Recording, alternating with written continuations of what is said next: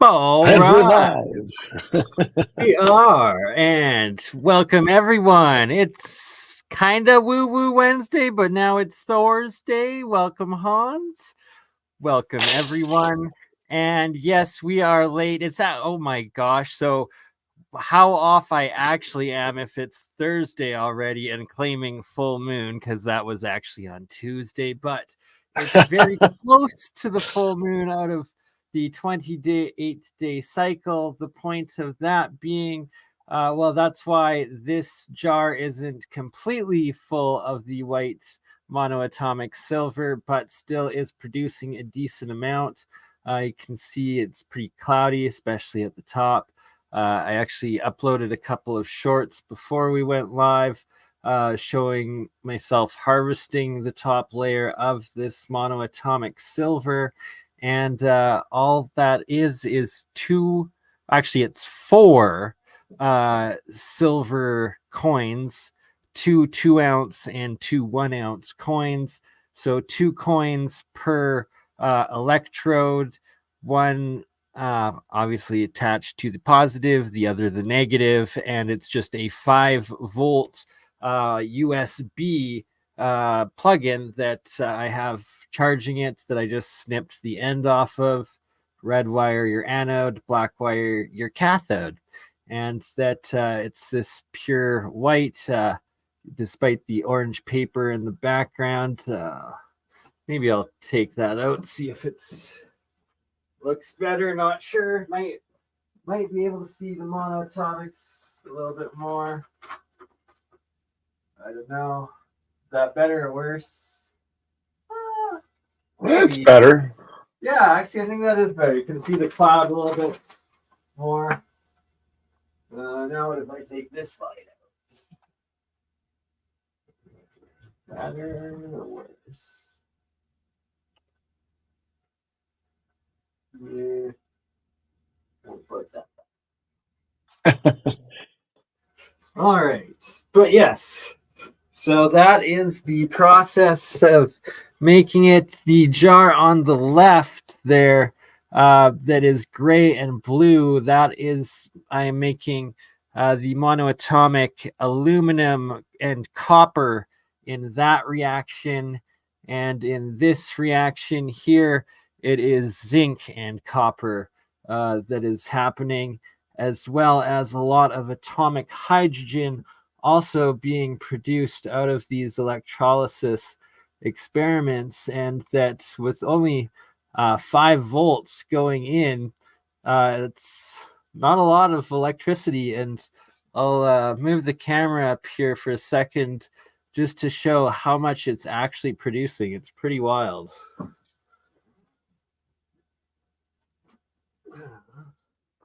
Oh, this is super fascinating. The fact that you're getting this off of such low power source is really interesting. Yeah, it's quite thick aluminum monoatomic, this layer, and then this, it's still water, but you should be able to see the bubbling up if it will focus. Just kick it; it'll work. No, I might have to. Oh, there it is. Okay, now we can see it. Starting to go. Oh, I see the bubbling on the left there. Interesting. All right. Yeah. Again. Right. Darn crappy internet connection. So curious, what would be the end result of this? Where does the experiment lead to? Making our own vehicles that are powered by, well, water. Okay. Right? What could be better than that? Just the Stanley the Myers. Geet energy drive, right?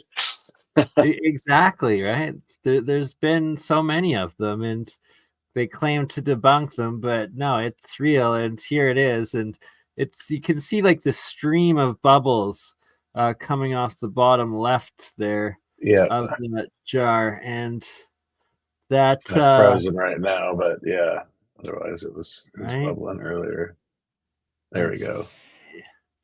Maybe I can switch the camera to the other computer here and get a better You can see it. It fades in and out, but yeah, connection. you can Yeah. definitely see it. All right. Wow. Yeah. So Alchemy. that's real alchemy in the Real alchemy lab alchemy. and real science as A well. word that comes from ancient Chem, Alchem, the land of the black soil. Right? And it's like the black soil is fascinating. This is Have they done I chemical want to tests? think, they always talk about the Nile overflowing and creating this alluvian black soil from all the silt. But then you go into the Amazon and they're making this terra preta, which is their own alchemical soil, and it's just compounded on top of compounded. It's got like biochar and all sorts of things in it, but we haven't quite figured out how to make this, but it replenishes itself. And so it's interesting that we can build these soil groups. You can build these amazing science projects here. Right? And son of a gun, I just realized I need to move the pictures that I was planning on showing because I have to unplug the hard drive in order to switch the camera to the better laptop that hopefully should have their internet connection.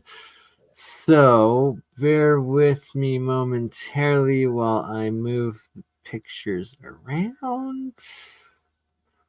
Let's see what I can figure out.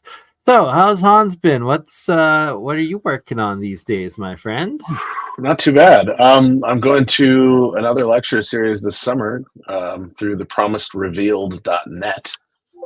And so it's with Rob Potter and his group in Mount Shasta. I'll be talking about the Dropa stones while I'm there, but I'm also doing a workshop on ancient Egypt and the land of Kemet.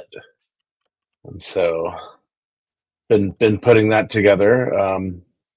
A lot of the introduction in the beginning of it is about, basically Kemet and chematology and where this comes from, and then kind of looking at some of how the Greeks changed a lot of the Egyptian or Cometian history into their version of Egypt after they conquered Egypt in around 300 BC. Always the conqueror rewrites history, right? So and then connecting a lot of ancient Kemet and Egypt with South America, Central America, and even the west coast of the United States up to Alaska. So there's a lot of overlap there, which, as we were discussing, what was it, 3 weeks ago when I got back from Mexico, that was kind of what we were doing in Mexico. We were connecting the Knights Templars to Mexico from the 1200 AD era, and as well as a lot of possibly Cometian and Greco-Egyptian travel, especially Greco-Egyptian travel in around 232 BC. That's awesome, and that's evidence that supports the thesis that I've been saying for a while, that there's essentially been international seafaring trade and cultural exchange throughout all of history. I wouldn't surprise me. I mean, we're told that the oceans were barriers, but they were freeways, they were highways, like we use road systems today. We obviously were sending people across vast amounts of water. How else do we have all these remote areas of the world occupied? Now we can see it. That's much crisper.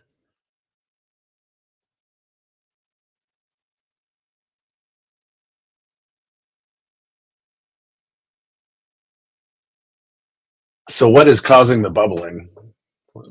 That is the negative current, the cathode charge the electrolysis process splitting the water molecules, and that is hydrogen bubbling up off the cathode, and then there's oxygen that bubbles up off of the anode side as well. Interesting.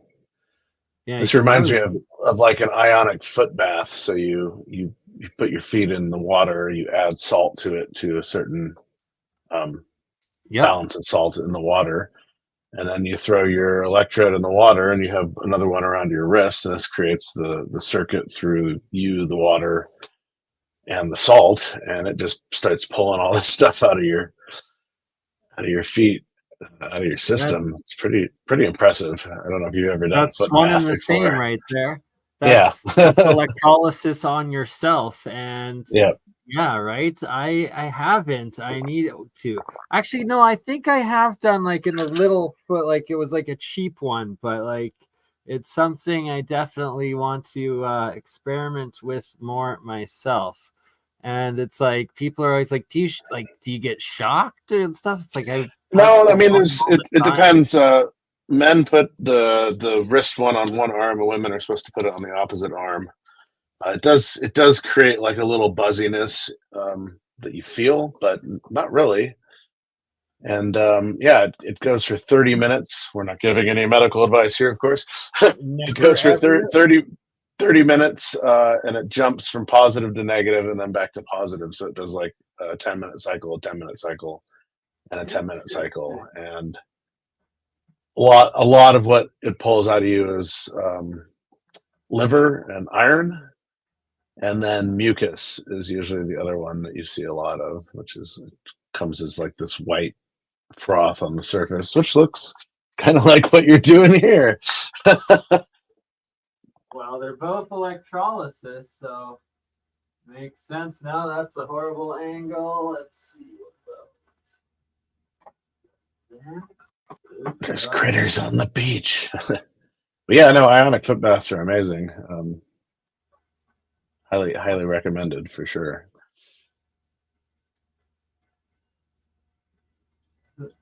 So you can see all of the Ormus as well as the atomic hydrogen coming up in there.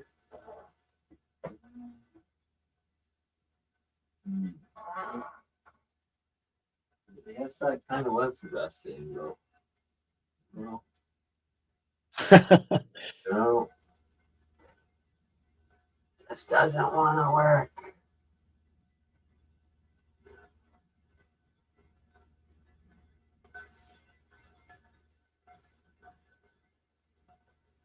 Not today. Not today.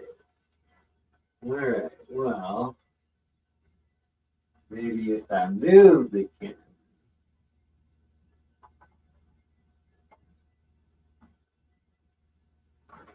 And also show mung beans. You know, good old grandma's mung bean jar. Now, the point of this. Focus. No, it's too great.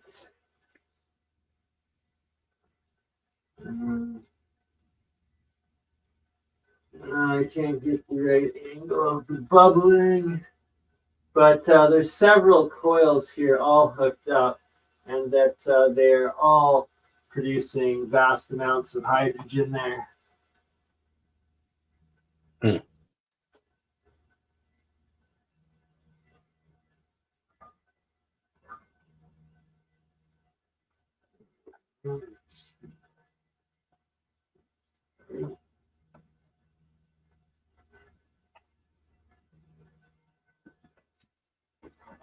Good enough for now. So yeah, I just also got back from LA, which was kind of awesome.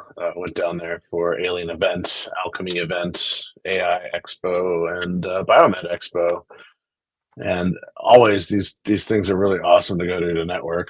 I get to meet a lot of like-minded people, you know, kind of find my seeds, my family. And everybody goes back to their little neck of the woods, and we all stay in touch, and then the community just keeps growing and growing. And, That's good, right? This year, I was supposed to have 3 lectures. My first lecture on the Dropa sadly got overbooked with another lecture. There was a couple of mishaps like this that happened, but all in all, I at least got to do 2 of my lectures, and so I did the Magic of Symbols, and I Nice. did my Egypt lecture, the Introduction to Egypt and the Ancient Land of Chem.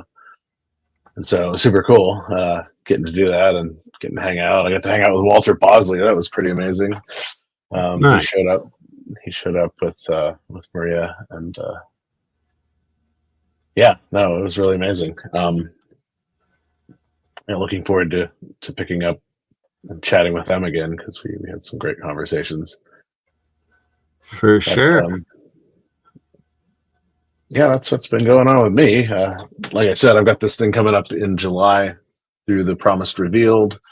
I'm going to be doing a workshop on ancient chemet, basically, teaching a little bit about chematology. I'm going to find what the date is on this. Where is it? Oh, yeah. So it's July 18th to the 21st at Mount Shasta. So should be pretty fun. Never been to Shasta. My birthday. Really? Oh, wow. Okay. Awesome. Well, better get on a plane. Hopefully, that's the dream. If not this year, next year we'll have to make it an annual thing.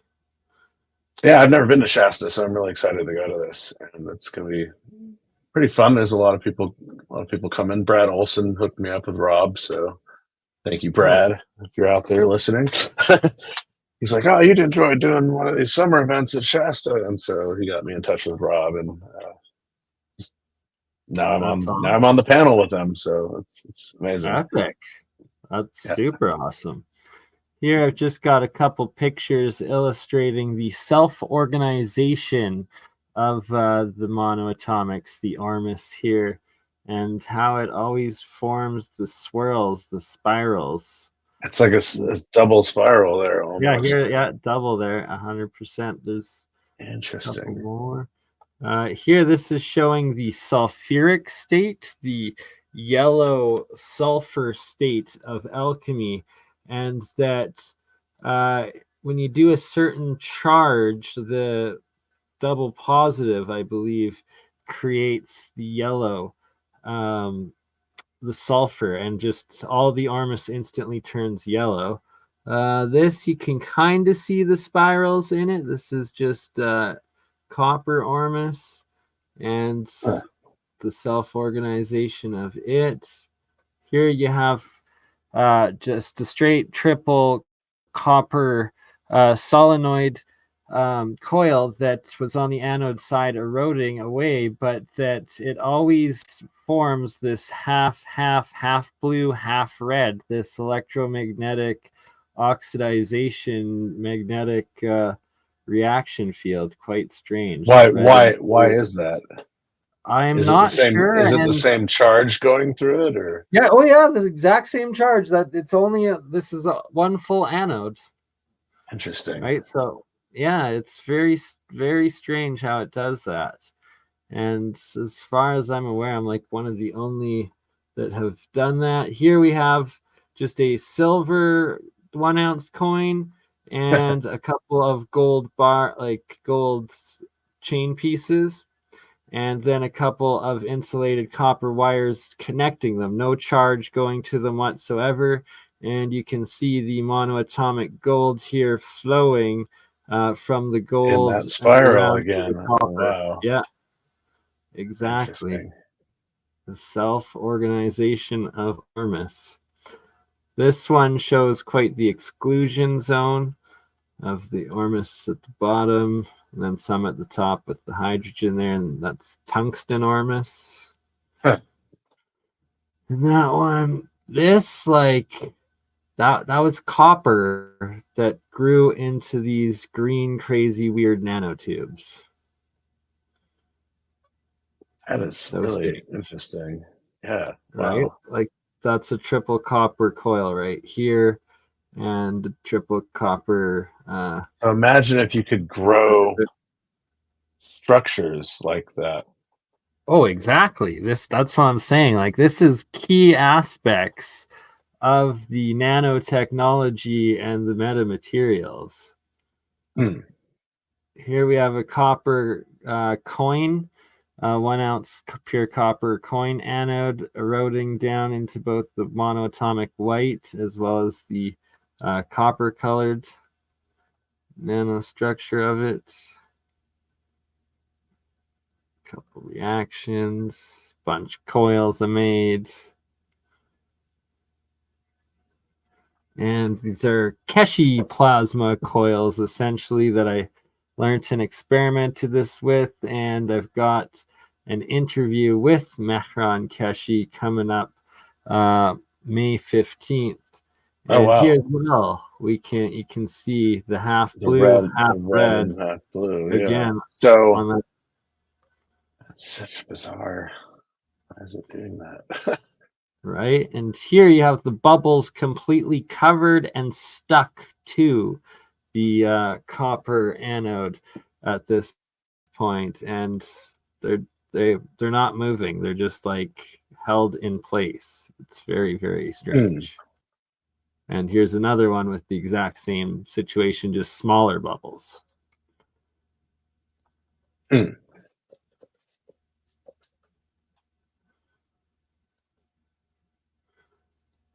Blue oxidization. Oh, and on this one as well, you can see the half red, half blue on it that it formed. Well, the blue looks like what copper does when it oxidizes, right? It kind of has that greenish. Exactly. But then the red is like a whole nother process going on as well. Yeah, it's either more oxygen or hydrogen also bonding into it.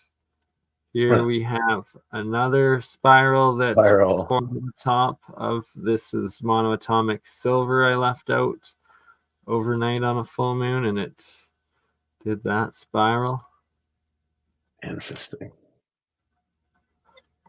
Red, blue.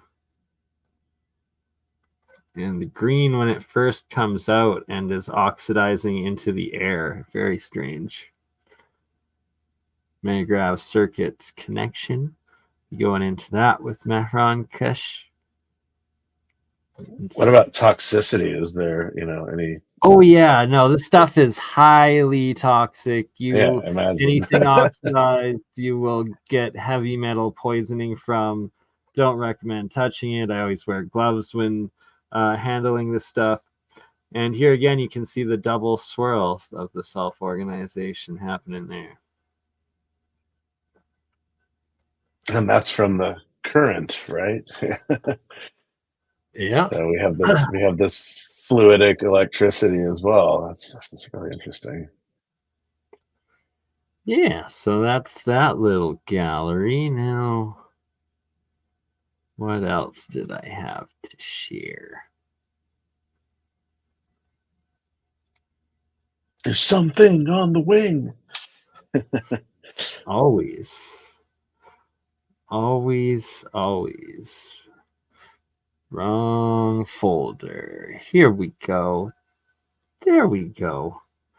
It's going to cover a bit of the Alberta Badlands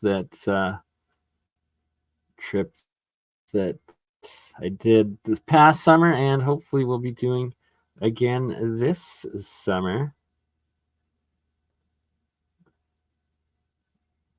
I'm going to save this comment and have to go back to trying that. Red Cap Goblin, good to see you, brother. Hopefully you were covering. Fourth Wiseman, always pleasure. His Highness Mythocast.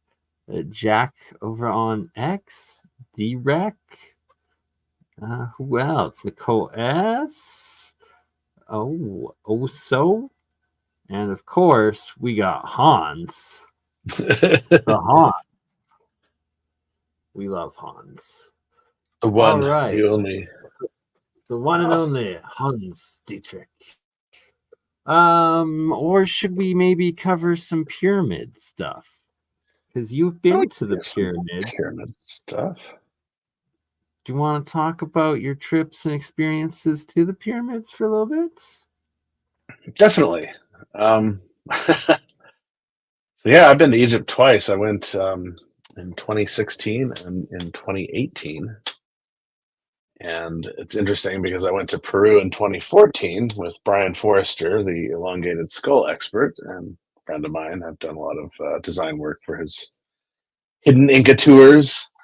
And so he got me to come on this trip in 2014 where I met Stephen Mailer, Yusuf Iwan, and Patricia Iwan Lehman, who run the Kemet School, School of Chematology out of Egypt. And so Patricia and Yusuf both live there. Stephen lives in Colorado. And so they taught me a lot about chematology, which was very interesting, and what Yusuf's father, Abdel Hakim Iwan, had taught Stephen and Yusuf and Patricia. And I look at a lot of that, and some things. I've gone down a different rabbit hole of study with chematology and with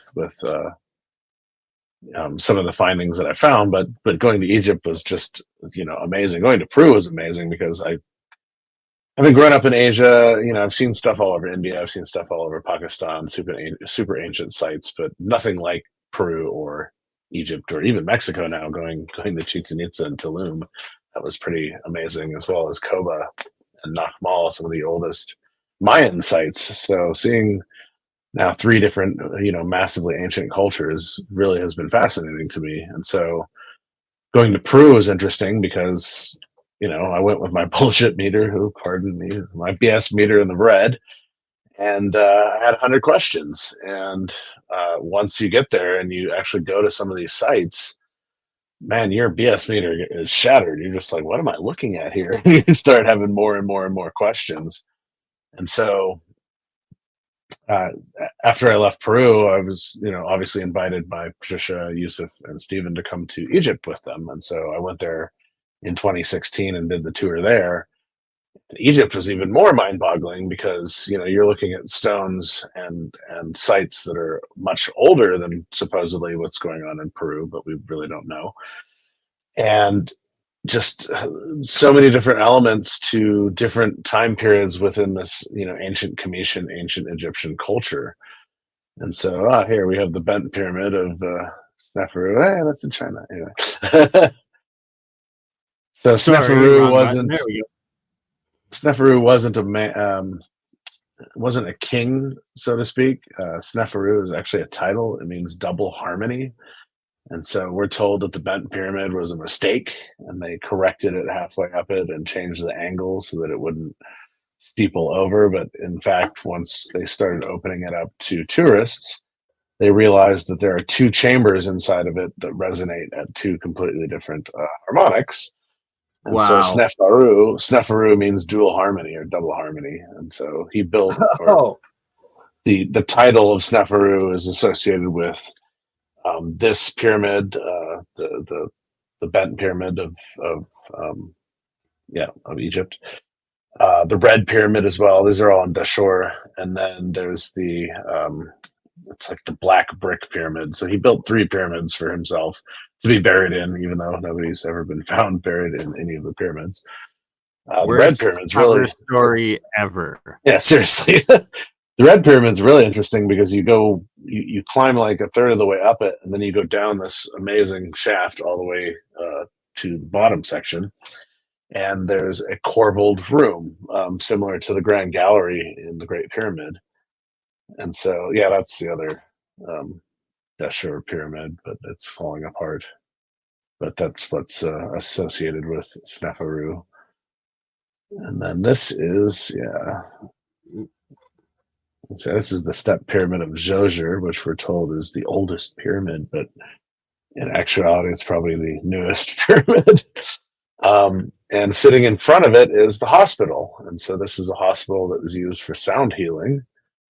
This would have been Per Wer, which was the House of the Wise, which is a hospital or university or library. And you can see the pillars there. Those are part of the hospital structure. There's all these alcoves and whatnot.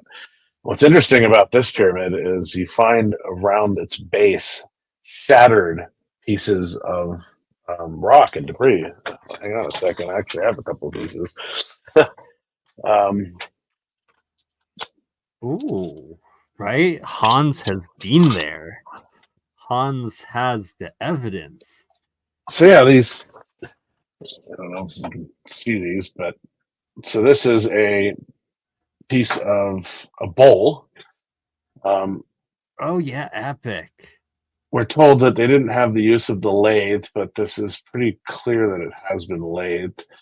It has a corner radius. This bowl would have been probably about a foot wide. But this whole area around the step pyramid has all these pieces, and this has different matrices of crystal and solid rock within it. And so whatever's cutting this had to have the ability to plow through both materials without shattering. So Yeah, and you've shown close-ups on that piece before that clearly have like the cut marks in them as well, right? that's Like this one. This one has like you can kind of see it here, machining but tool. yeah, it's like part of the lathe. Yeah. And on the backside the same. And so this would have been more of an urn, basically. But you walk around this temple and you just pick these things up. They're all over the ground. And this was the top of a vase. But yeah, my favorite piece was the first one that I found there in 2016. The other ones I got when I was there in 2018. But I love this piece. It's just like there's so much going on here, and you just got to really question it. But the question is why around the base of this pyramid is all this rubble, all this broken debris? Is asking to show it closer, and maybe if you can get the lighting to illustrate get the right shadows on it, because it's pretty.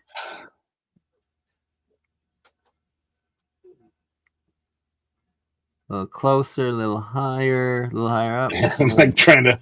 Yeah, there we go. Navigate. Yeah. There you go. There you can see it right there. So this one has like this corner radius here. And so it would have been a bowl that's probably about foot wide. Yeah. Or a plate. Sorry, not a bowl. This would have been a plate. So yeah. Anyway. Yeah, like a large serving plate for sure. But you can see the radius, and then it's like translucent because of the crystal material. And then this one, I don't know if you can kind of see it in there the you shadow. go. You can see the lathing on it right there. Yeah. Yeah, right there. There. Very clear that this was done on a lathe. Of course, we're told they didn't have lathes. And then what are they using to cut this? Because this may be 5 or 6 on the Mohs scale, but you've got to have something a little bit harder than it to cut. And we're told that this is all done with copper saws, copper chisels, and sand and diorite bashing stones. I don't think so. Right? Like impossible. Copper is not going to do anything. You can cut, granite with a copper saw. It's going to take you forever to do it, and sand, but you're not going to get the precision that you see on some of these ancient statues, obelisks, the whole 9 yards.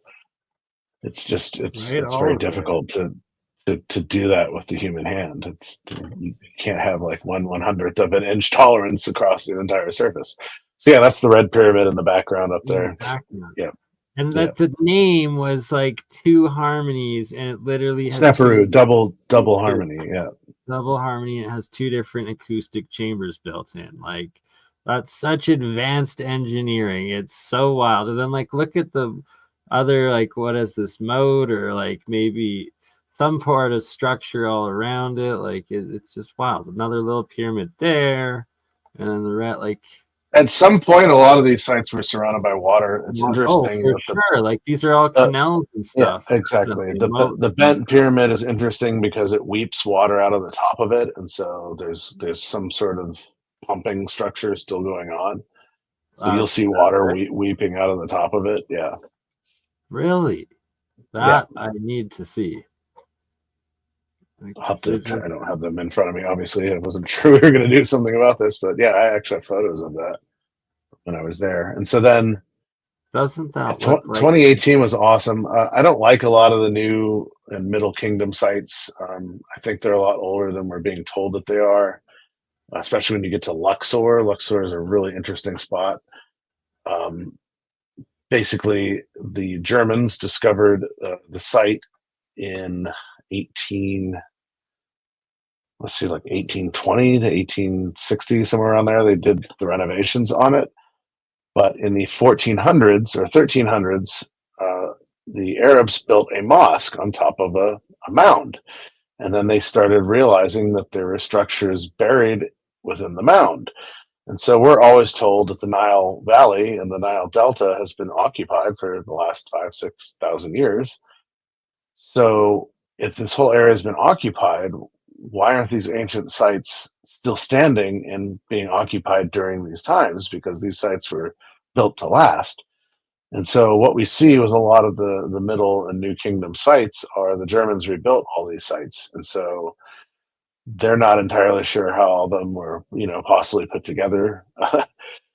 And right, the fact exactly. that they're digging them up and then saying, "Oh, this is only a 3,000-year-old site," and you're like, "How is that possible if you're right, digging look it at up out of this the hasn't mud?" been excavated. Yeah, exactly, correct. That's how And they at were some all point, this was underwater. I mean, you can see the evidence of the water right in front of you.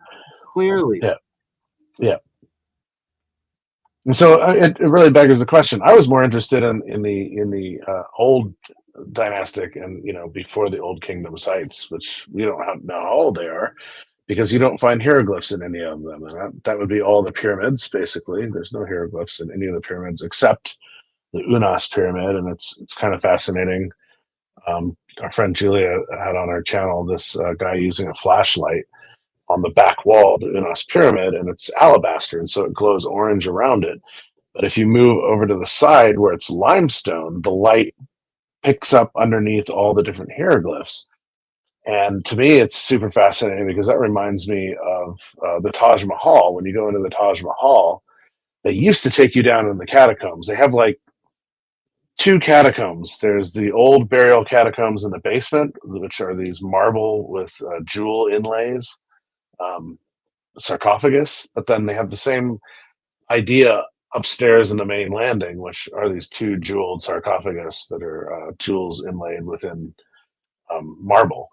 And so your guide will hold his flashlight up to it, and it will just glow for about a foot around the flashlight and show off some of the jewels underneath the marble. But if you go down to the actual catacombs and you hold the flashlight up to the box, it's like almost the whole side of the box glows and lights up. And so you see a lot of similarities between what you find in India and what you find in Egypt. So it's Right, that they're fascinating. from this past previous like worldwide mega civilizations, but that there were multiple, right? That I personally buy into the belief of the multiple suns or multiple different eras, right? That there's been several different cataclysms and resets and falls of civilization throughout time, and that there's particular specific like 3 or 4, like the pyramid builders being one, the star fort builders being another, Right. the castle builders being one more, the megalithic builders being one before even that, and then Right. there being this huge like initial like terraforming like master builder, like whatever Well, so god, that gods, beggars the question: what are all the world pyramids being constructed? Where they're constructed are often on major ley lines. They're all constructed on these grid lines that basically go around the entire world. And so the question is, were they used for terraforming, in the ancient past?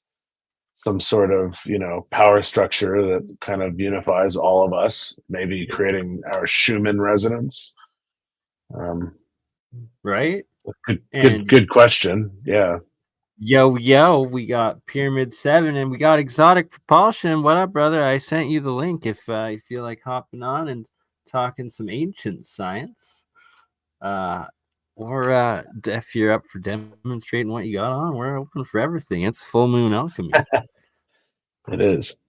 So yeah, going back to Egypt. So I like a lot of the older sites like the Serapeum, where there isn't any hieroglyphic action there either, except on one box. and it's so obvious that it was chicken scratched into it at a much later date. But it beggars the question, what were these older sites used for? You have the Osirian, you have Osiris Shaft, the Valley Temple, and the Sphinx Temple. None of these have hieroglyphic writing, and they're using these 100-ton megalithic stones of limestone and pink granite, and so it really beggars the question, what So was going this on is during in these Egypt, periods? and they claim it is not a pyramid, and it's like that is a buried pyramid. Are you effing kidding me? But they can't claim that because then it's like, what actually buried this? How did it possibly get buried to the top? And that will have to prove that it's a cataclysm. So well, you can see the evidence at Giza. The three pyramids at Giza very clearly have water damage about 2/3 of the way up. I mean, it's obvious when you look at it. You're like, oh, what's that line? It's like, this was exposed above water and this was exposed beneath water. And so you have two different time exposures plus erosion on the rock. So right, absolutely. But like, so if they can't let this possibly be a pyramid because, well, look, there's a second one there. So really, it's right, two pyramids that are buried. But it's like, how did it get this freaking buried? It has to be pre-dynastic. It has to be pre-cataclysm because literally it's covered by a freaking cataclysm right here. But it looks exactly like all the other mountain pyramids that have been excavated and shown to actually be full pyramids, just like China, just like all of South America and North America, even everywhere. Yep. Is this the same spot? Interesting. Yeah. And it looks very, very similar to the ones that are in the Grand Canyon. Oh, then we got Mike. Is that the one near Vladivostok? I think it is. No, this is in the islands of, oh my gosh, I forget. It will come back to me. But I originally thought that they were close, like in the Russian Siberian area, but no, they're either in like Western Europe or maybe the Azores, or maybe no, it was different. I think like a South American island area, possibly. I'm not entirely sure. This one, Devon Island, Canada. This one in the U.S. I forget which mountain this one is. Oh, Great Basin National Park. Of course, Grand Canyon. Ooh, pyramid found in St. Thomas, Jamaica. Interesting. That looks pretty pyramidal. Hey, I was just there. Right?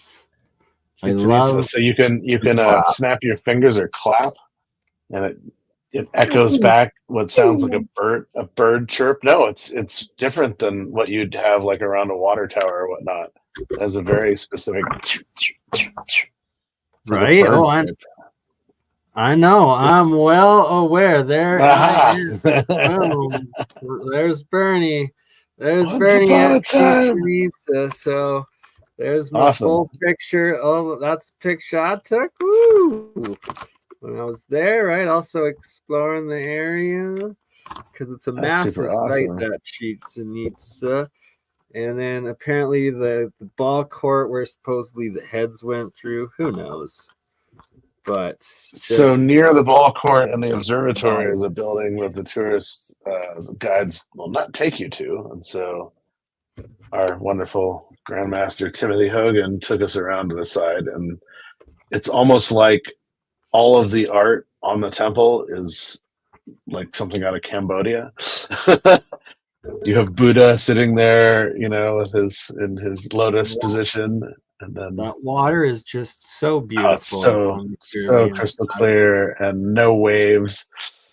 Found that guy. This guy was at the Chichen Itza site. Come on, there he is. Oh, yeah, there he is. Yeah, He those was are all over the place. Huge iguanas. Yeah. Here I am in the middle, swimming in a cenote. I've been in that one. I think. Right? Exactly. And the fish, right? They're just so wild in that ocean. Where's this? That was why is the name all of a sudden Cozumel? No. Right next the main tourist spots there.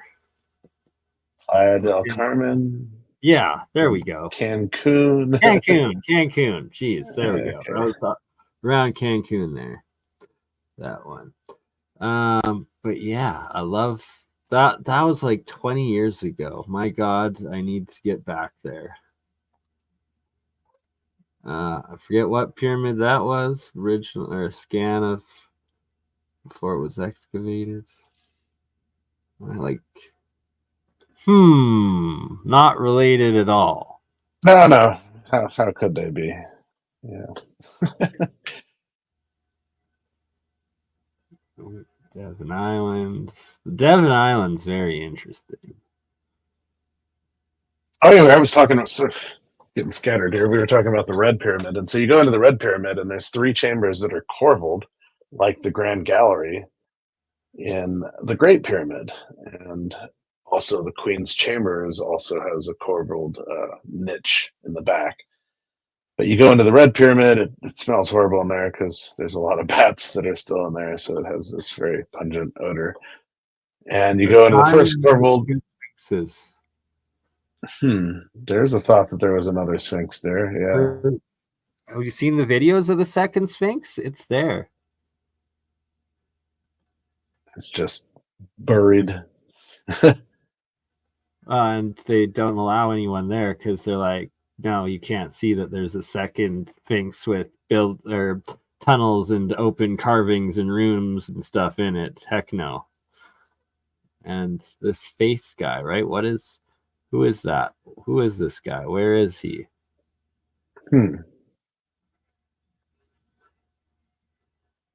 Oops. Interesting. Right? Yeah, so 3 rooms with corbelled ceilings. They kind of are adjacent to each other, and then one is up above and it goes the other direction. So it's like an L shape.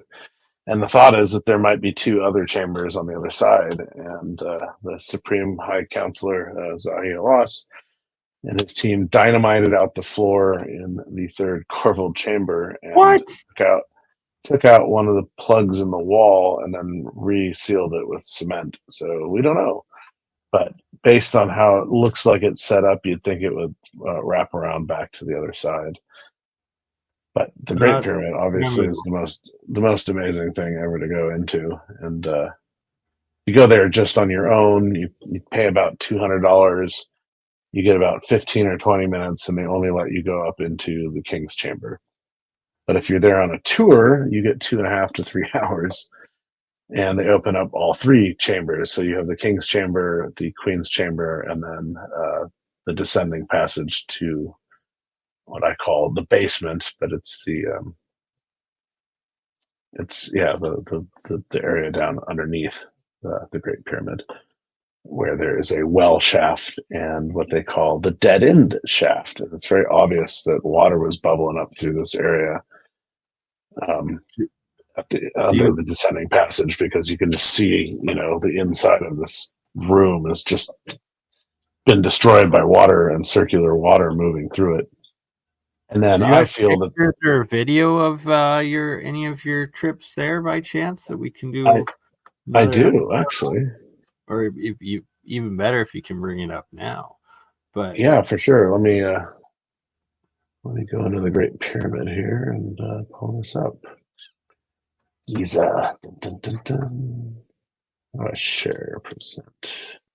There's just so many ridiculously epic lost sites, and that all of them, there's just stories upon stories of layers of tunnels and underground shafts, rooms, buildings, caves, tunnels, and civilization. It's all hidden in plain sight and literally beneath our feet. Oh, it's interesting. Doesn't want to let me present. Your browser can't access your screen. Try capturing the screen. What? Well, maybe I'll put it on the other. Eyes wide shut. Shut out. Raster. Good day. Present. Okay. Window. Maybe that's what we'll do. I'll just blow that up. There you go. Oops. I don't want to do that.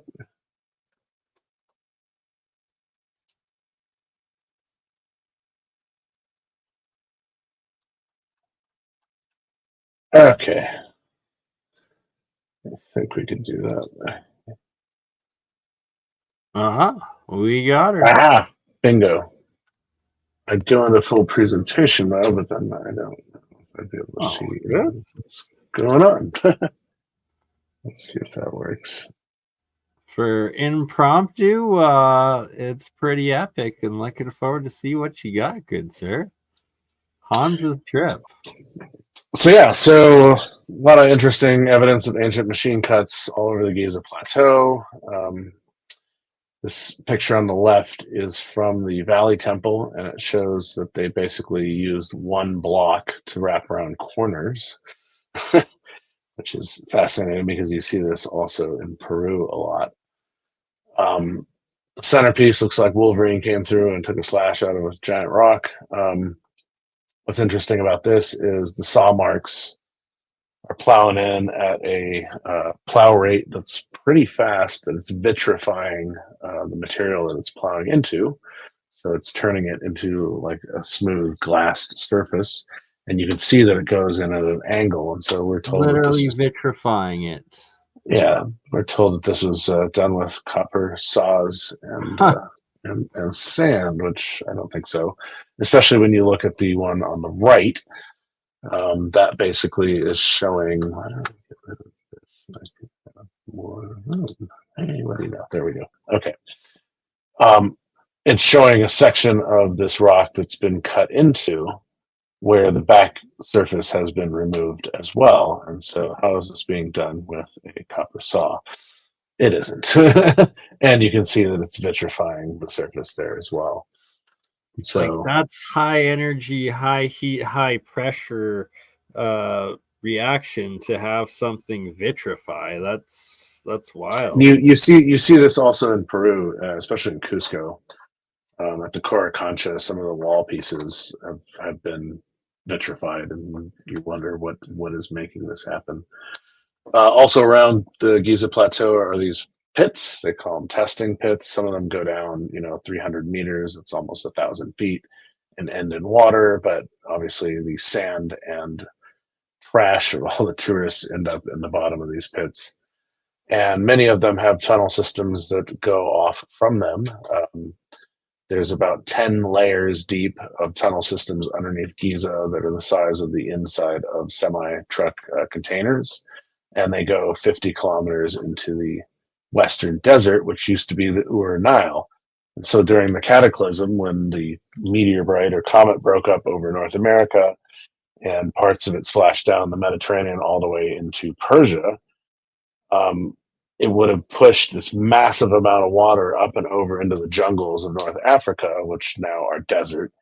And the Ur Nile was on the western side of the Giza Plateau and was this huge, water reservoir that had burst up and over from the Mediterranean, and then eventually sunk down into a reservoir underneath the ground, which several years ago, Libya was basically tapping into and wanted to give this water for free to the rest of the countries that bordered it. So it was like Sudan, Egypt, and Libya.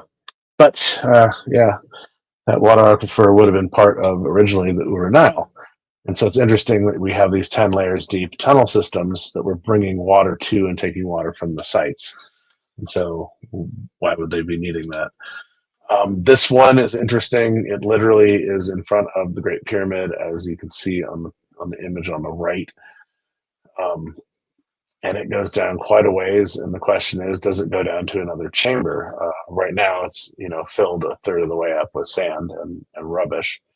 But it's interesting that where it is located is literally right in front of the east side of the Great Pyramid, which is where these three smaller pyramidical structures are. It's sitting literally right in front of one of them. So the tunnel systems are always quite fascinating. Also around this area between the Great Pyramid and the Middle Pyramid is the Osiris shaft. And so it sits underneath the causeway that goes down to the Sphinx. And you go down, which would be, several hundred feet basically down into the ground. You go down the first section that takes you to the landing, that then takes you down to the second section, which is what you see here in the upper left corner. And the second section, there's 6 alcoves, all of which have crude sarcophagus in them, except one, which is very finely polished and very straight cut, and has this weird black goo, this black residue on it. I think it's creosote from all the fires that were burned down here. But then you go down another, 100, 150 feet, and you end up down in what they called the Tomb of Osiris. And so it's this room, as you can see on the left here, that had these 4 columns. And in the middle of the room was a submerged green quartzite granite box from Lebanon. They know pretty much where some of this material came from because Zahi Hawass in the 90s drained out this whole area underneath the Osiris shaft. Yeah. So that they could get into the box and see if anything was in it. Now, what's weird about the box is it doesn't fit down any of the tunnels, especially the one in the upper right, which is coming from the middle another layer. enigma of how did they get it in there, just like the black ones. There? Yeah. The supposed bull ones that had no bulls in them. Correct. That's at the Serapeum. And so there are 2 tunnels that go out of this room. One is to the right and one is to the left of the picture on the right. And if that's the case, then the tunnel on the right heads towards the well shaft in the basement of the Great Pyramid, basically.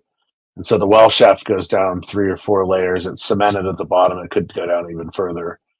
But there's tunnel systems that move off of that. And then I like to go down, first of all, I like to go up into the King's Chamber and tone in the King's Chamber. And so that's pretty much, well, let's get into the Great Pyramid itself. So there's this picture in the Cairo Museum taken by the Air Force pilots on one of the solstices. And everybody looks at it and goes, oh my God, the Great Pyramid in the lower left corner is 8-sided. It has, a slight truncation on each of the sides that makes it this 8-sided device. Right? Like, but if you actually look at more advanced and complex, that it's actually 8-sided. It's nuts. It's mind-blowing. And so the question is that in cut so that it could hold the weight of the outer encasement, or was it set up as we would set up with military installations today? For over-the-horizon radar and radio telemetry. So they look just like these structures.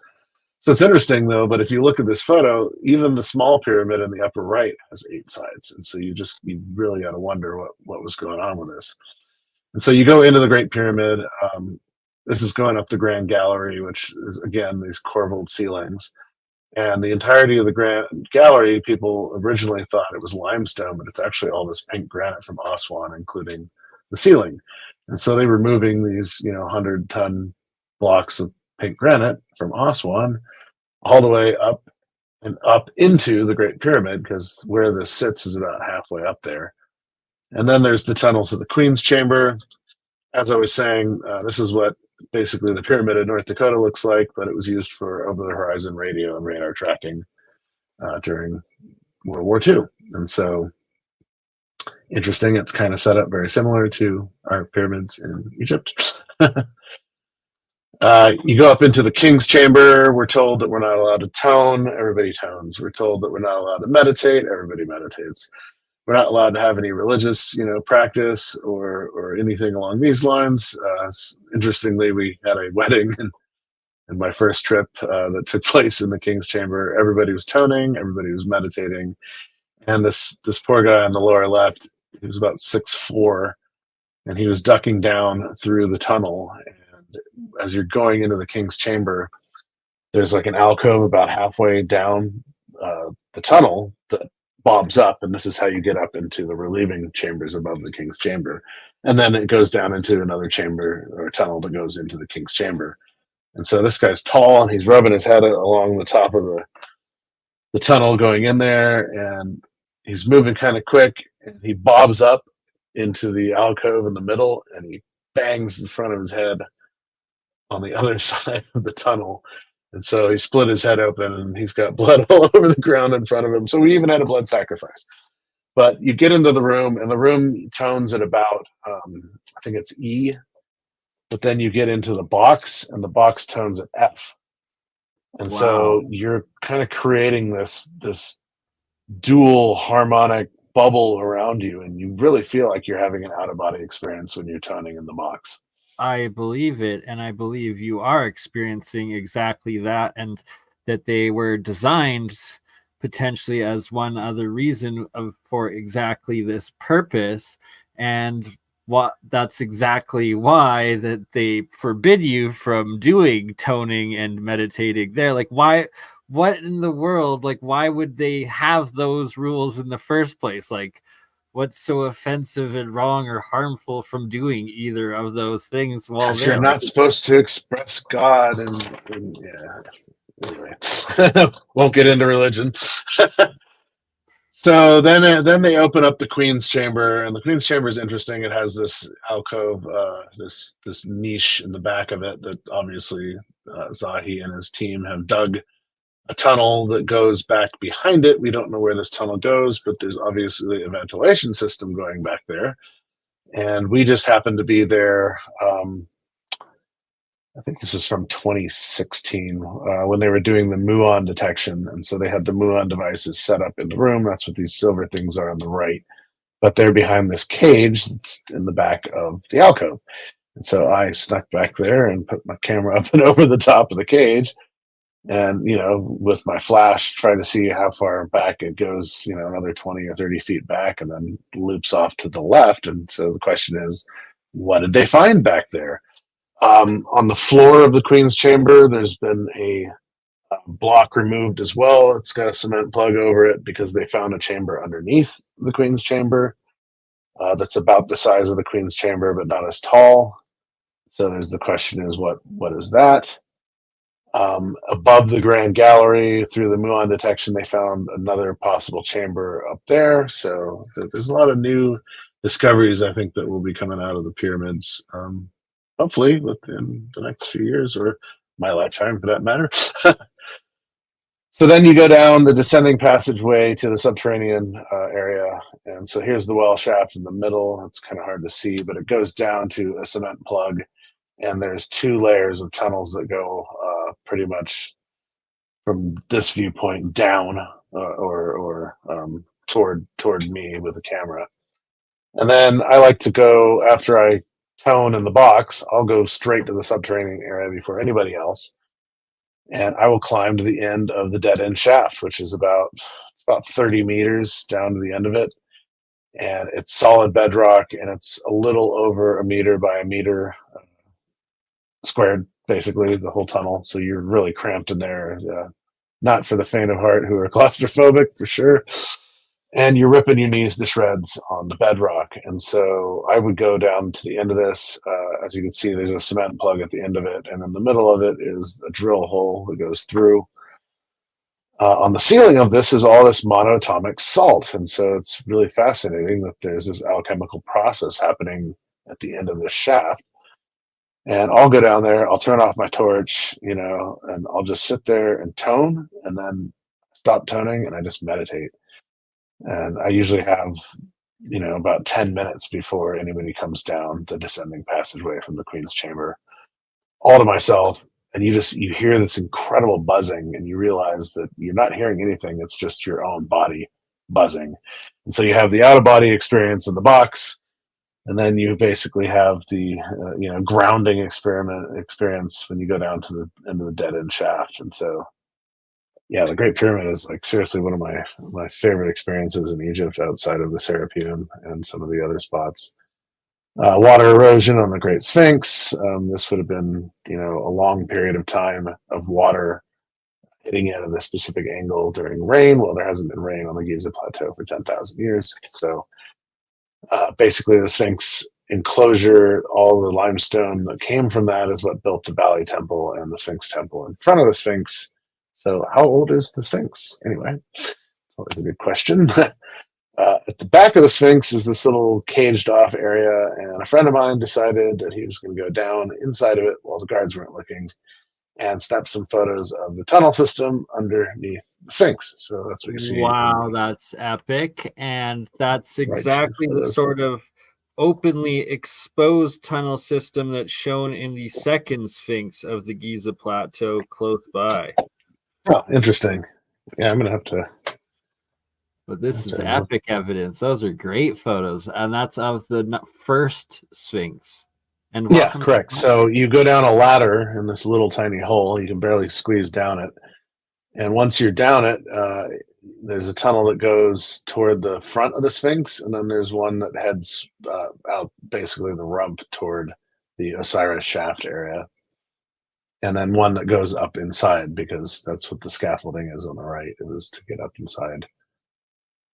Right? So it's like there's straight structures and tunnels and like complex tunnel systems within it and below it. Correct. Yeah. I mean, the whole Giza Plateau is all these tunnel systems. And so who built them? When were they built? Why were we never told this? It's a fascinating topic. So here's the red pyramid with the bent pyramid in the background. As you can see on the left, there's a description of once you go down the descending passageway into this pyramid, there's 3 chambers, and they're all a little bit adjacent to each other, and they all have these corbelled ceilings, just like the Grand Gallery and the Queen's Chamber in the Great Pyramid. And then you have to climb all the way up in Chamber 2 to the top to get to the hallway, which is on the left, that takes you back to Chamber 3. And as you can see in Chamber 3, it goes in a different direction than Chamber 1 and 2. And so the thought was that there possibly is a mirror, this dual harmony, a mirror within the red pyramid of another Chamber 2 and Chamber 1 going off in the other direction. And so they blew out one of the pieces in the back wall, which you can see there, the cement plug, and they dynamited the floor. To blow up so much of these historic pieces, this just blows my mind. That's crimes against humanity. Seriously. And then it's so obvious that they put a cement plug in there. It's just like you can see it plain as day, and you can see the damage that they did to the dynamited floor. And so you basically stand. There's a railing. You can't go down into any of that, but you're looking at it going, okay. Why? So my favorite spot is the Serapeum. They dug out these 2 tunnel systems with 28 alcoves or more out of the bedrock. There's no sign of soot anywhere. If you know anything about mining, you would need face masks and a lot of water and pressure, basically, tools or sandblast tools to cut through bedrock like this. Or you're getting miner's lung, which is from the limestone particulate in the air would go into your lungs and kill you, basically. And so how are they digging out 28 alcoves with north alignments in this tunnel, in these 2 tunnel systems, which is just fascinating, without the use of torches, because there's no soot on the ceilings.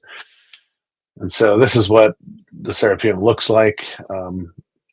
There's obviously the front entrance, but where 4 is, I've snuck behind the box in 4 and you go back to the end of the alcove there, and it turns right and it ramps up. So there could have been a secondary entrance into the site.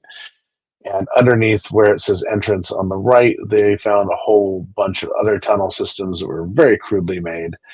And in one of the very crude boxes in there is where they found the seraph bull, which is why they call this a burial site for bulls. But as you can see, there's these 28 alcoves. All the boxes are lowered down into the alcoves. They all weigh about 100 tons. The bottom of the box would have been cut off to be used as the lid. The polish on them is amazing. I mean, it's like a mirror finish you can look at. They're all like a black dioritic, basically diorite or perfect diorite.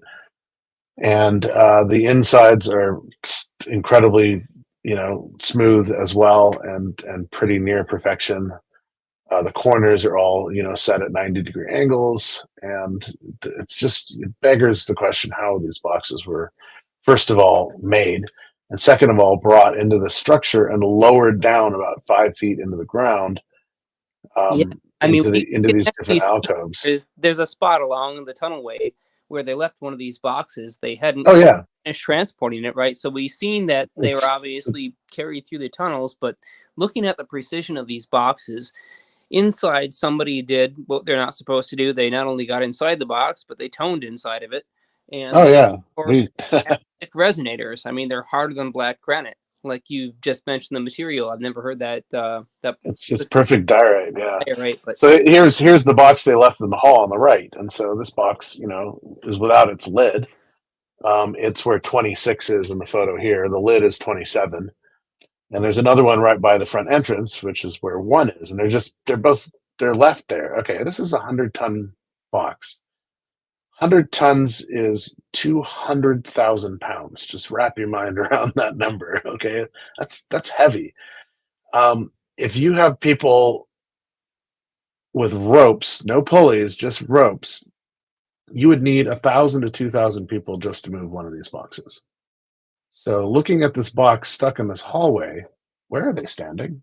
How are they breathing and not suffocating if there's 2,000? Like, it's so impossible. It just begs the question. And so the one on the left is the one with the crude chicken scratcher on the side of it.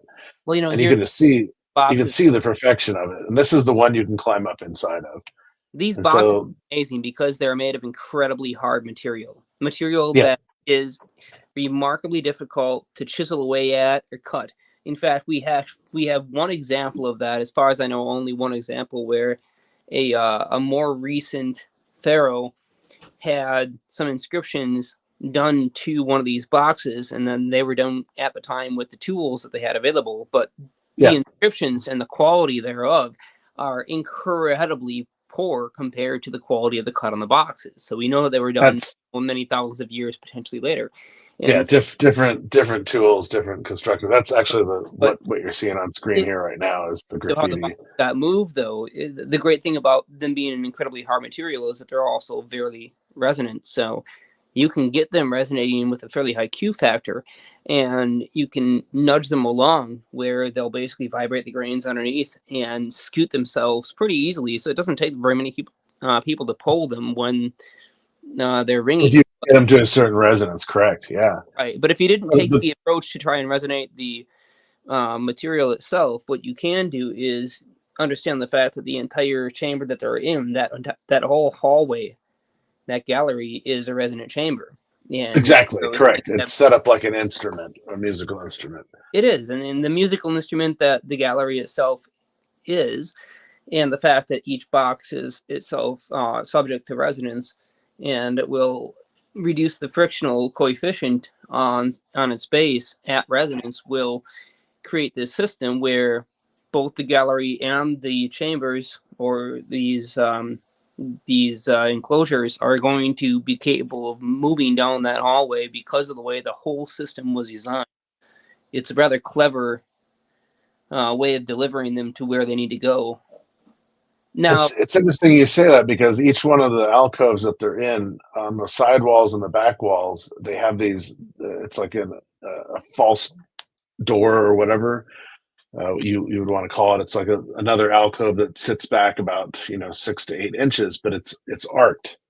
They're arches on all Well, of them. there's another mystery though, which is, I understand how they can get these things to each one of the alcoves, and I understand how they can use the chamber and its acoustics to do that job. But what I don't know is how they lower them down. So that's All these sites were next to water, and so could they have flooded the chamber and moved them through, a sound bath basically, and then lowered them through water and drained the water out? clever. I really like that concept. Super possibly. But I- then the other question is, what were they for, and why did they just abandon the project? So here's the thing. And so we think that they were used for seeds, like for hermetically sealing, like seed vaults, basically. Somebody that can do the calculations on the density of this material would be able to figure this out. But from the looks of it, their density is too high for them to ever float, even if flooded. Sure. No. Correct. Yeah. That's where it just begs the question. Right. I mean, you could flood it and make them easier to move. That's for sure. But ultimately, I imagine they would sink underneath the water. So I suppose what they could have done is they could have flooded it just to the point where they're easy enough to push into these basins, and they could have attached ropes around the base and floated them with logs or wood, or filled them with something else, or there are ways, right? So anything that's less buoyant is going to be capable of being moved that way. So I really like that idea because it's one that would be functional and it would work. Stephen Myers, I don't know if you've seen any of his stuff, but he has an interesting concept about how they built the Great Pyramid using a flotation or a water system. Anyway, this comes back to just kind of wrapping your mind around what 1,000 people looks like, and how there's no way that any of these people could fit inside of the serapeum. And then one of these heavy lift trucks from a mining site. No. It doesn't work. So here's some more precision cuts. How are they making these super precise cuts, rolls, whatnot? And then I'm the light. Oh wow! So yeah, that's kind of the end of my lecture. But I've got a ton of other slides at the beginning of it, obviously. But yeah, that's more of the interesting stuff around the Great Pyramid, and we're told that this is how they did it. I love it. Right, that's how they did the graffiti. Yeah, right. And then you have this, the head of Ramses here, Ramses II, supposedly at Luxor. And Christopher Dunn started looking at this going, okay, this has all these radiuses in the face that you're going to do this with a CNC machine. You're not going to do this with the human hand. There's no way you could carve these things with the human hand. It's just the mirror precision is, what kind of gives it away. Well, I don't know if you remember Brian Forster's early videos before he started writing that whole series of books, but apparently he had gone there and with some kind of approval, got a surface sample of some of the stones on the Giza plateau, and then took them to a metallurgical laboratory to be analyzed for their material content.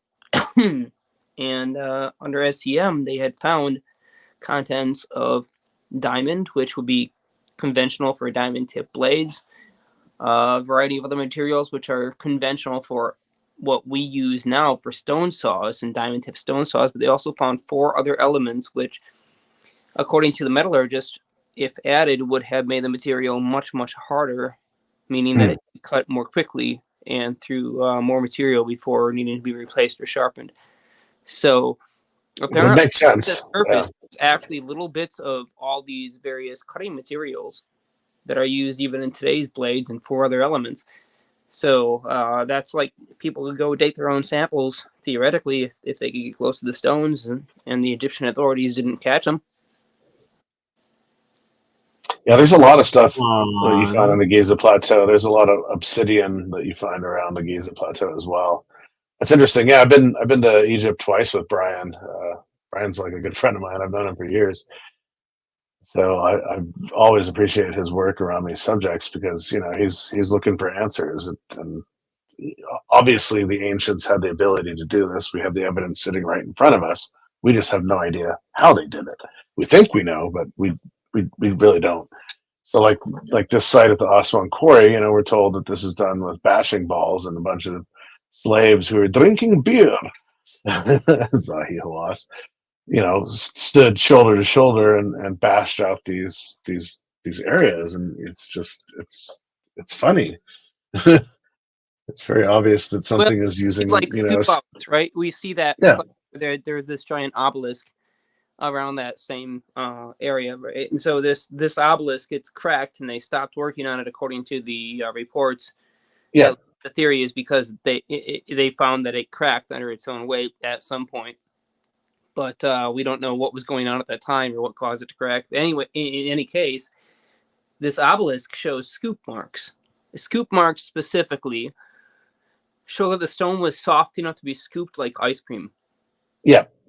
And I don't know if you're seeing the screen right now. I'm actually showing this on the screen while you're talking about it, which is right. funny. So yeah, like well, as I'm talking about this and as you're showing it, it's perfect because, and I was not looking at the screen. Sorry, I oftentimes am just doing audio. Perfect synchronicity. Exactly. I was like, wow, you're right on the topic here. So take a look at that. Take a look at that motion. So there are two ways to form those kinds of marks, those scoop marks, and one way is that you can have sort of a rotating head. In modern excavation, underground tunneling, we have these stone cutting heads. They rotate around.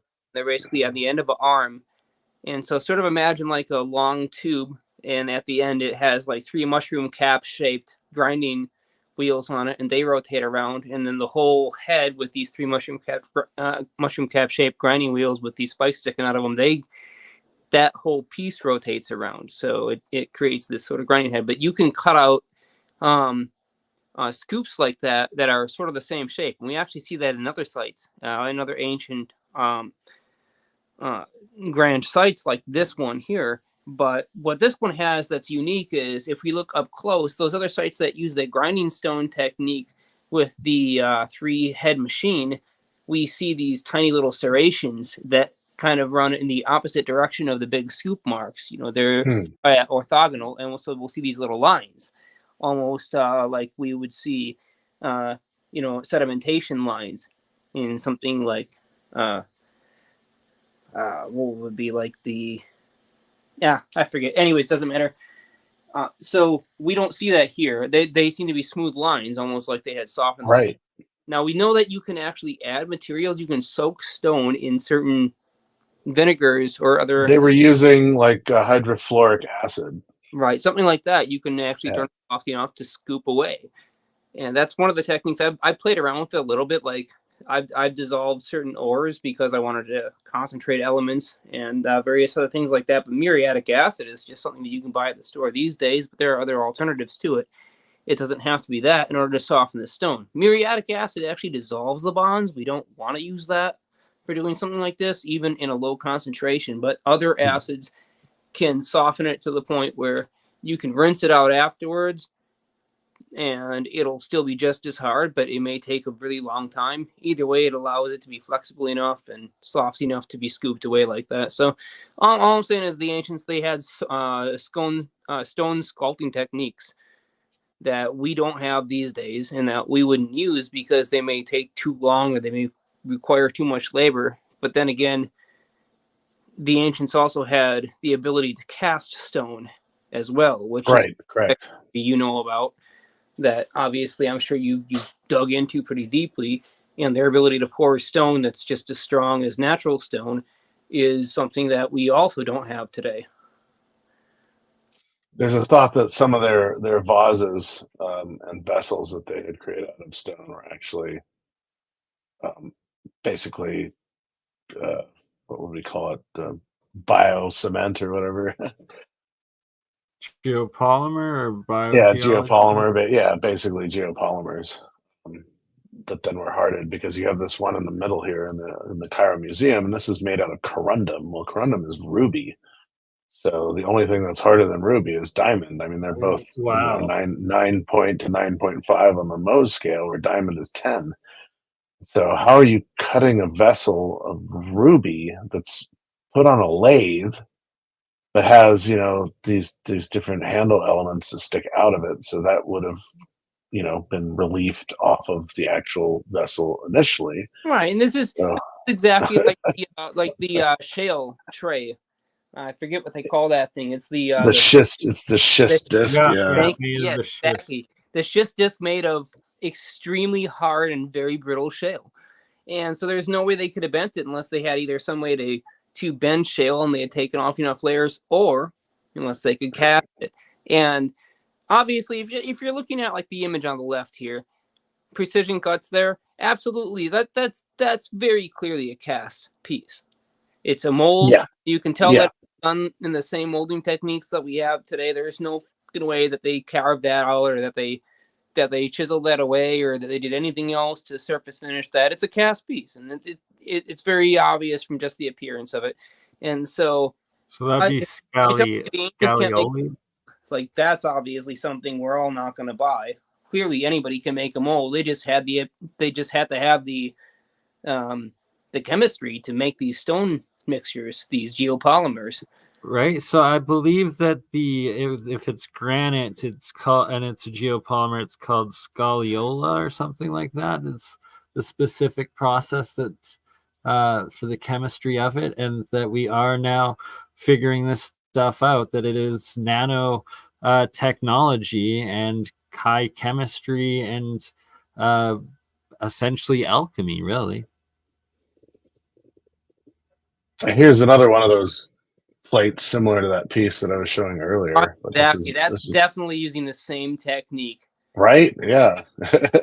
Absolutely. That's so good. And if you properly identify that as diorite, and if that's what the other one is too, I mean, whatever this material. No, this is prolific diorite here. I mean, well, whatever that material is that they've cast and they've bent the edges, it's got to be something that. See, to me, it looks like they just simply took a circular shape and they bent the edges up very precisely, probably with some kind of a rig that had, pieces of wood inserted where they could fold them up and get that exact curvature. But whatever the case was,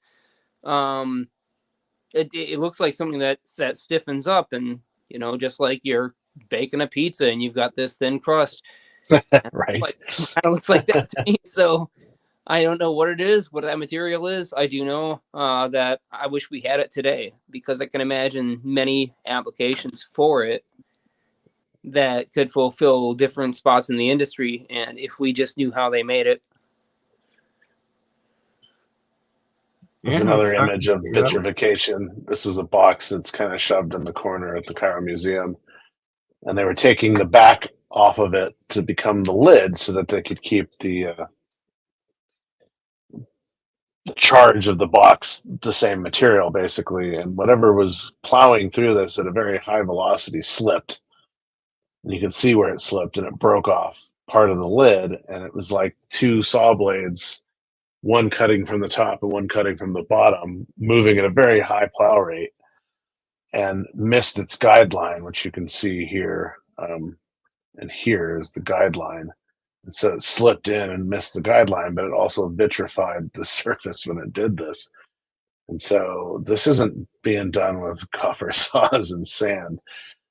You would have realized your mistake long before you got to this point. This is being done with a machine that's moving at a very, very high.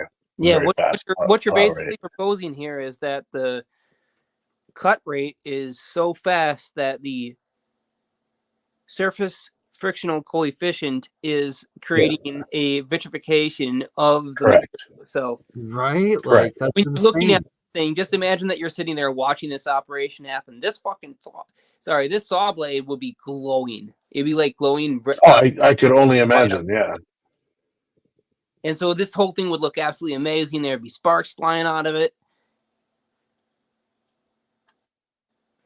And I can't imagine that it's being done underwater, but I suppose that would be one possibility, that you could run it even faster underwater. And then you would just have this. Or you were using water as a cutting. I mean, if you can Right, the refine water, hydrogen plasma, right? Right. If Yeah, it was you cut could on water, plasma you would flame. just have this little sliver of light right at the very edge, and it would be super bright because there'd be cavitation events happening there, and then they would be able to actually utilize the cavitation for a more efficient cutting. right? That Huh. may not explain the vitrification, though. Still, there's lots of ways to approach this puzzle. The These are super vitrification ancient. is just wild. These were found in these vases were found in a tomb or a burial that was dated to about 14,500 BC. So, you know, when we're supposedly playing with sticks and stones, we're making these beautiful composites. It's like, what? Insane. So clear evidence of pre-cataclysm society and technology. Definitely.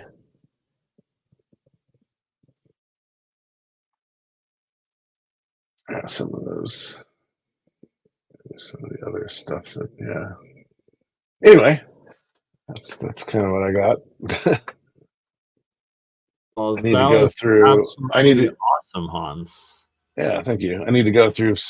I have so much video and photos from my 2 trips there, 2016, 2018, that I still haven't even gone through. So,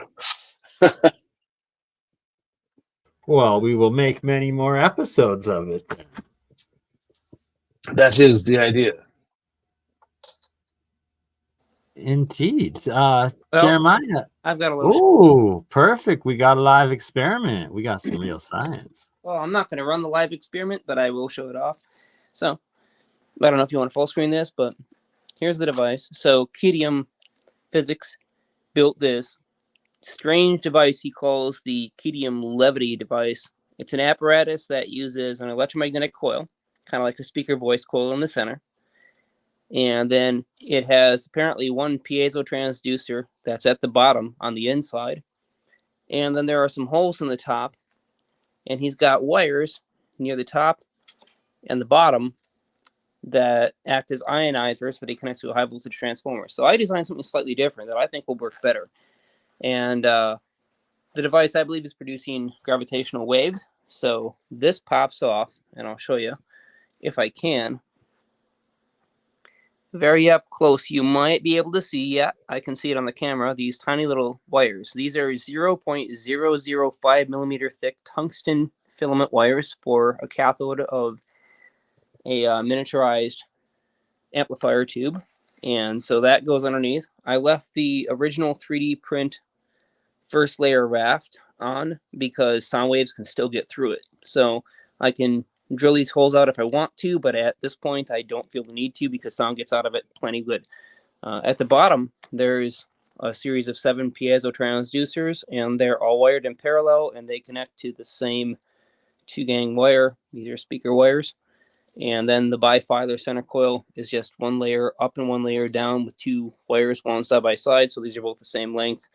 And then I've got, if I want to use it, a second coil, so I can assemble this with a Helmholtz array using 2 different coils, and that will unify the magnetic field between the 2.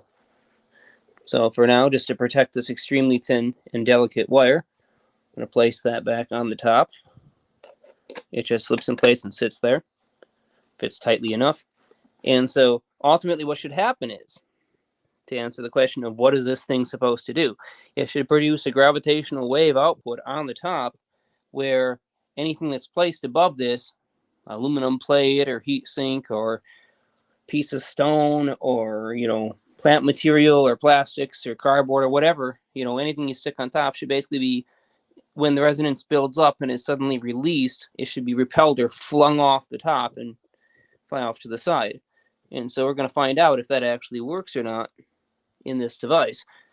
But this is the 3D print that we came up with. We've got the STL files, and we thought about whether or not we want to do something like kits or just simply release these out. Like for our team members, they're just going to get the STL files and start printing these things themselves and try a few iterations to see if they work and to try and understand how the effect is actually produced. But that's what I've got going on for now. And hopefully this gravitational wave generator will produce gravitational waves, and many people will easily be able to replicate this and 3D print these parts. That's what it's That's all pretty about. impressive. Wow. You can see the coil itself actually slides up and down. So like this whole system is adjustable, and on the surface there are actually these series of rings that allow you to adjust it and make it level or parallel. So it's all pretty Lots nice. of Simon and I, experimenting to come. Simon C and I designed this thing together, and he does pretty darn good work. So I was pretty happy. I mean, it printed nicely. That's awesome. I have been harassing Simon C that we need to start a 3D printing real science episode and series and get on that. And well, that would be the perfect pilot project for it. What you're doing right there, Jeremiah, that's epic and awesome. And it's exactly what needs to be done. It's real science, and it's open sourcing it, and it's making it easily and readily available and reproducible for just the general public and the scientific community to take hold of it and work with it. And this is awesome stuff, my friend. Yeah, and just to sort of explain what that thing, how it works, or what what it's doing, just to make it more useful, if people were curious about this device, they wanted to look up the Kedium physics levity device. Then the way this thing works is as follows. The top has the ionizer grid. It releases ions. They travel towards the bottom. Now, unlike the original device, there's no ionizer on the bottom. Instead, I'm actually using the brass surface of the 7 piezoelectric discs to collect the ions as a collector plate, and they're sharing a common ground with a high voltage source. So ions flow from the top to bottom on the inside in a straight line, except for they don't exactly flow in a straight line. The reason for that is synchronized with the piezoelectric sound transducers is an electromagnetic coil. So what the transducers do is they make the ions move up and down. They make them move along the vertical plane and just simply vibrate back and forth as they're flowing from the top to bottom. But the electromagnet forces them to move in a circular path, producing cyclotron radiation. Cyclotron radiation is basically the same thing as synchrotron radiation. What it means is that you have an electron moving in a circular path, and off the edges there is an amplified geometric electric field that is an increase in the scalar potential along one axis and a decrease of that same scalar potential along the other axis, along the linear direction. So when you have an exchange between these two fields, you also end up with a gravitational force that's simultaneously generated. And that's where we're getting that gravitational wave from, because you have this electric field superimposed over a magnetic flux, and they're at 90 degrees to each other, so they can't technically stop each other, but they're both along the same vector axes. So they saturate epsilon and mu of the local space-time refractive index. And you could just say this puts a stress on the aether in simpler, older terms. That actually makes a lot of sense. The aether, or you can also compress it and squeeze the aether. But there are two ways to think about this. And so this device basically, it stretches it along one axis, and so it displaces. That's the third term. It displaces the aether, so it moves it like a fan would move air, if you will, and that produces the gravitational force. It moves it upwards. Fascinating stuff. I like Seriously. It's the parallel, or sorry, yeah, the direction is parallel. Their position is perpendicular 90 degrees, and the two waves going together, and that effect, correct? That's the key aspect. Right. Exactly. The electric field is along the direction that the force is generated, and the magnetic field is perpendicular, but the magnetic field's electric vector potential is parallel. God, it literally kills my soul a little bit to say this right now, but here's a sync, and it's David Wilcox actually was talking about it.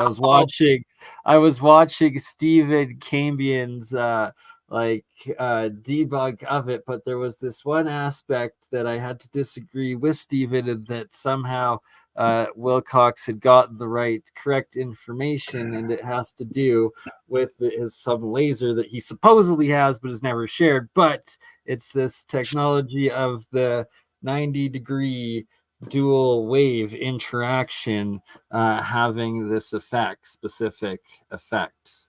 And won't get further into that, but just... Bro, I swear if I find out Wilcox is playing with the beam splitter and that's what you're talking about and all this hype is for nothing, I'm, metaphorically gonna slap you in the head. I watched the replay on True Seeker's channel, right? It's like similar of experience of, watching Archaics through Tartarian Truth channel. You get the comedic relief and debug through the rest of it, right? Like, it's pretty, but yeah, gotta have an open mind. And in that one, it's like whether or not Wilcox is actually doing anything with that technology or just simply copied it from some other source that's actually doing the research and work and the original discovery or whatnot. I believe he was referring to it as what was used to supposedly be able to change a frog egg into like a salamander or something. It's that I don't necessarily believe, but just the specific. Was this his phantom DNA technique? Yeah. Yeah, there's a lot of stuff that I'll at least listen to, but things like that I just don't buy. Right, exactly. Like I'll listen to any story. It show us the evidence, right? Reproduce it. Don't just freaking talk about it and make the claim repeatedly. Actually do the freaking science in the experiment. He claims to have the laser, but has never brought it out. Like, okay, like, yeah, right. All right, well, this is like the conundrum of a stable element 115 isotope. And that whole entire thing, like, is Bob Lazar completely full of BS? Is there a stable 115 isotope? Could it be possible? Well, technically, yeah. I mean, there are theoretical models that show there are some potential stable isotopes, but we don't know how to make them. And it could be potentially what they're experimenting in such facilities as CERN or the tokamaks and stuff like that would have large enough electromagnetic fields to contain something along that lines, potentially. No? Well, I have sort of this theoretical model based on Bob Greenyer's work and Ken Shoulders and a variety of others, which give me a conceptual fantasy that we can have a, how would I say this? Almost like a programmed holographic lattice in which we could assemble precisely the materials molecularly that we wanted in the right atomic ratios with the right isotopes. And we would be able to basically rip the electrons off the valence shells and expose the nuclei so that we could pluck out neutrons or protons to our heart's desire. And we would be able to fabricate these isotopes in whatever ratio we wanted by using some kind of... You are specifically talking about what my end goal of my electrolysis, alchemy, experimentation, and development is, and what I believe can be done with these monoatomics, the bagel coils, the Keshi coils, and electrolysis in general. Right, so here's basically the concept. We have some machine that can take atoms apart, but the problem... So here's the missing part, and the key aspect is the resonant frequency of each metal and element that you're trying to transmute to, and that you have that pumping through both the anode and the cathode going into the electrolysis, which will then structure the water specifically into that crystal lattice that you are speaking of, and then the atomic hydrogen from the electrolysis reaction from the water bonds into the metal, or the if you have an arc plasma, the ball lightning aspect of it, and then creates that transmutation of elements and matter. Well, yeah, I mean, that's one way to do it. There are, like I said, there are a multitude of different approaches. You're talking about liquid method, and I understand that almost everything that you're doing right now is a liquid-based approach to transmutation.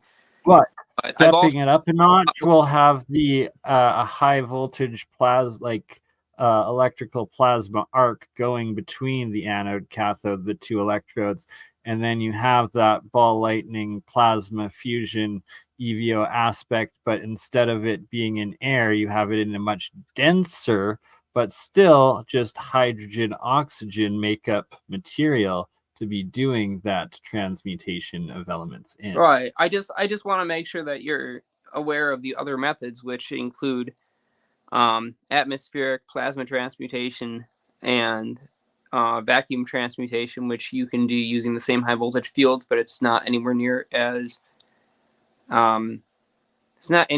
bright, but you end up getting a lot of plasma inside the chamber. And then you have other methods as well that you can use the electric fields to polarize some of the elements.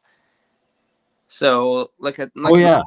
Absolutely. Be aware of them, because I don't want people to think like it's only 100%. Walter Russell being the one with the plasma tube aspect discovery of it, right? right. Even apparently the Geet system is some kind of a plasma reaction. Yeah. Shout out Geet. Hans mentioned it at the start of the stream. Oh, no surprise there. It's hard to go into the free energy stuff without mentioning Geet, because he's one more of those long history of cases where he died and now all this work is left behind, right? And he goes along with Stan Myers and all these other folks that you start to talk about them, and all of a sudden things go wrong with the stream. But probably not going to happen today at this point in the stream. You just don't have enough viewers today. But we've seen you start to talk about HHO and hydrogen technology, and everything goes awry. And that's exactly what I am producing in front of us. The first one, not so much of it, more just monoatomic silver, where I have two just pure silver coins as the anode and cathode, and you can see the white layer about an inch or two from the top going down of the pure silver monoatomics there. And then now I'm going to go light up the jar on the left, which is it's completely full of monoatomic aluminum Ormus at this point, just because the reaction's so high. But hopefully I'll be able to show the amount of hydrogen being produced still off of just the 5 volts of the copper coil here momentarily. Mm-hmm. Now keep on going with the experiments. You've made some unique materials. The one thing that you haven't really done that I'd like to see you do more of, BurnEye, is mess around with what those materials might be able to do. So you created, ultimately the goal of running these experiments in water is you're going to end up with these solid powdered materials or some kind of, condensate. And you've got to figure out, how is this useful in our laboratory experiments? What can we do with this condensate? What can we do with these weird elements that have strange colors and unusual properties? So it's up to you. You have the materials, so either ship them out to people who can use them or start to run the experiments yourself. Yeah, next job here is starting to make care packages for everyone and start shipping them out. As well as starting to capture the hydrogen and actually use it itself. And possibly finally hooking up a couple of my spare microwaves far away from my house, but running some of these materials in that and seeing the transmutation that supposedly happens in microwaves with this material. And that would be epic potential results if the claims of others are able to be repeated. Yeah, what I want to do is actually modify a couple of magnetrons. I've got a box with a great number of them in there, and so I want to have a hand choice pick at the best ones.